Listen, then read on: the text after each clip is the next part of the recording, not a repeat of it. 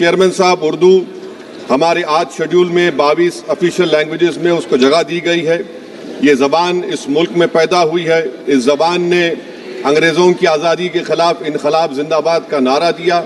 بلکہ پریم چند کی کتاب سوز وطن کو انگریزوں نے اس پر پابندی لگائی تھی، محض اس لیے کہ اس میں ملک کی حب الوطنی کا ذکر کیا گیا۔ سر، آپ جانتے ہیں کہ اس ملک میں اردو بولنے والوں کی تعداد کم ہو رہی ہے، اسی لیے حکومت سے اس بات کا مطالبہ کرتا ہوں کہ عربی اور اردو تعلیم کے فروغ کے لیے ملک کے مختلف ریاستوں میں اچھے انفراسٹرکچر کے ساتھ ایک جامعہ کو قائم کیا جائے، اور حکومت کو یہ سمجھنا چاہیے، جاننا بھی چاہیے کہ میرے شہر حیدرآباد میں 1918 میں دائرۃ المعارف نے عربی کو